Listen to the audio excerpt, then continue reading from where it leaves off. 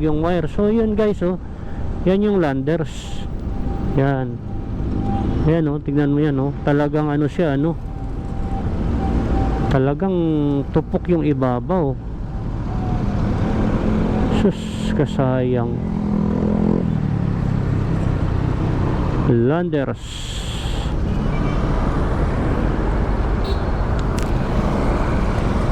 Yan po yung landers na nasunog kahapon. Ubos talaga. Lahat pala talaga tupok. Pinupok talaga ng apoy. Parang halos walang natira. So dito sa kabilang side, oh, talagang bagsak yung ano. Ayan, oh. Umuusok pa nga, oh. May mga bumbero pa, oh. Ay grabe, talagang tupok. Wala talagang natira. Yung gasoline station kaya sa kabila, ano kaya ang nangyari dyan? Ay grabe. Malaking problema, malaking damage buo. Talagang ubos.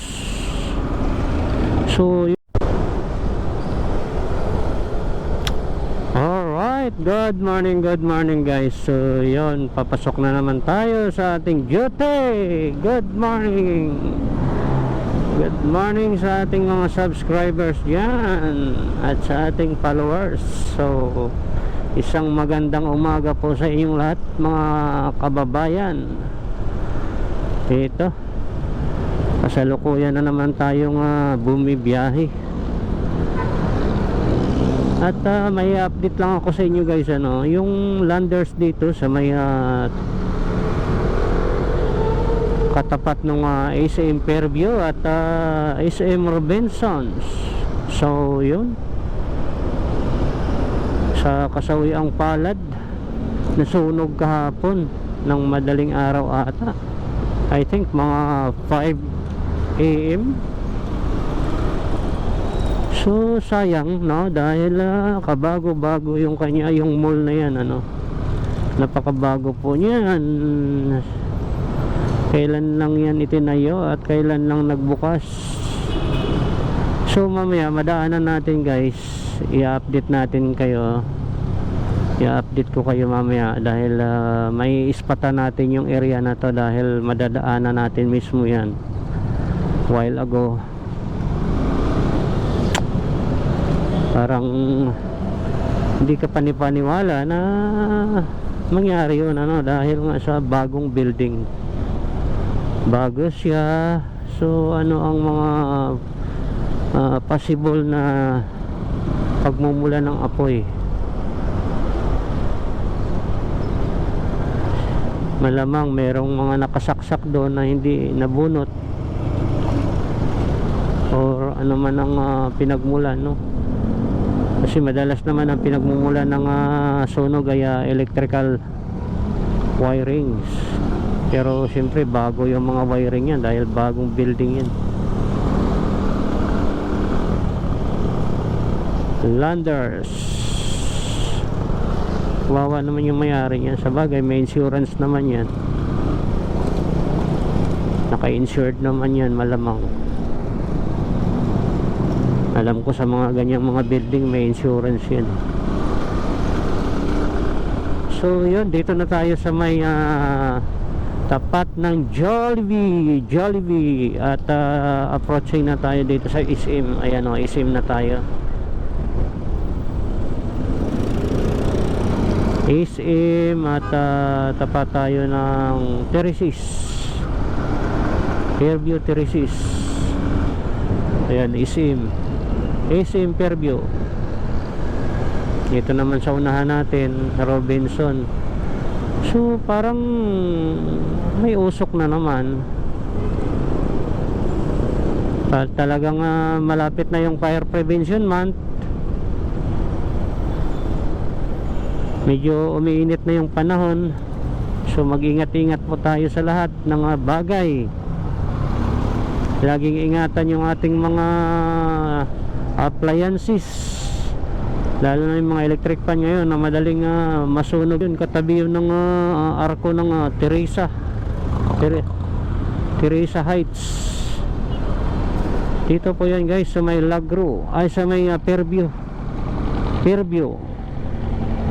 Ay grabe ano. Ano kaya ang pinagmulan nun? Piruin mo, wala talagang pinipili yung apoy guys. Kahit pasabihin mong bago yung building, wala talagang pinipili yan.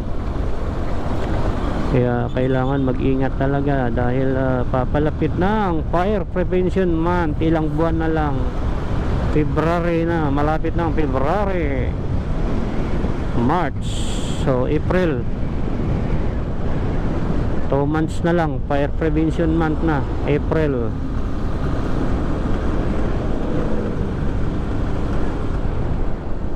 Grabe ano, malaki pala talagang sunog yun.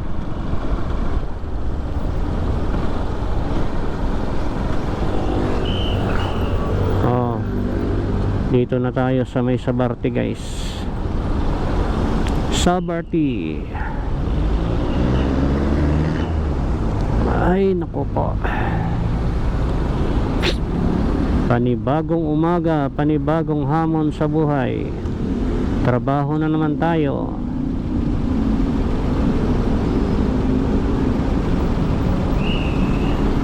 Sa isang linggo, 2 beses, 3 beses makauwi sa bahay. Always duty.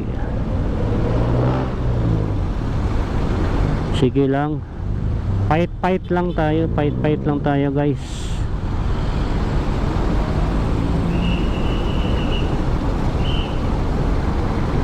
Dahil sa hirap ng buhay ngayon, talagang kailangan doble kayod. Paglabas sa duty, biyahe tayo ng Mobit para double income.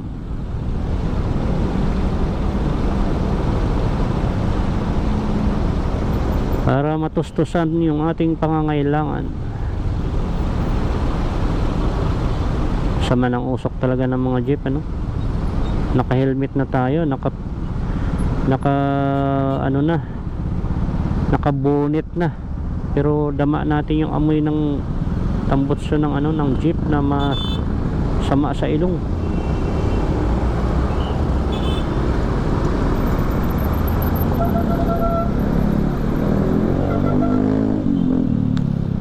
Alright, dito na tayo sa LTO guys. Tapat ng LTO, marami mga nag-aalok-alok ng serbisyo.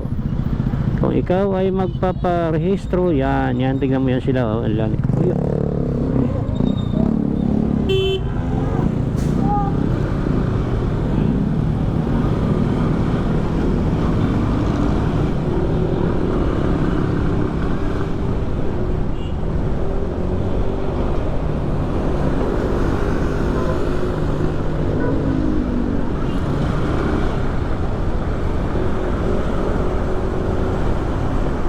May babae, hindi nakatingin siguro, lokong babae na yun yung driver ng kotse.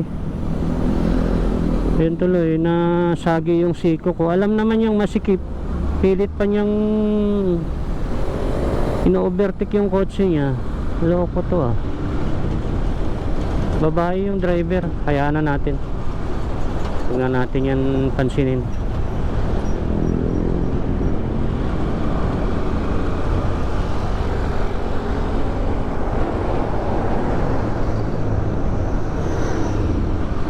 Babae, hayaan na natin yan.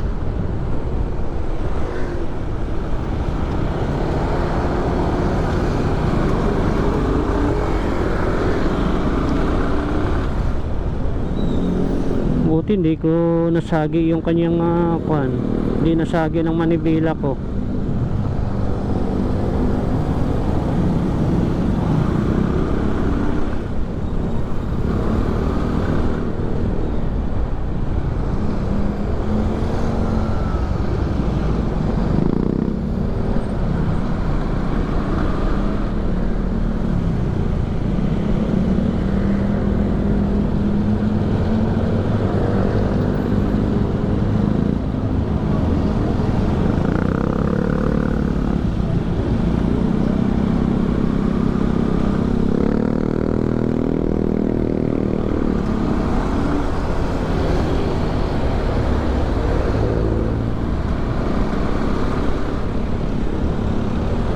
So dito na tayo sa may bayan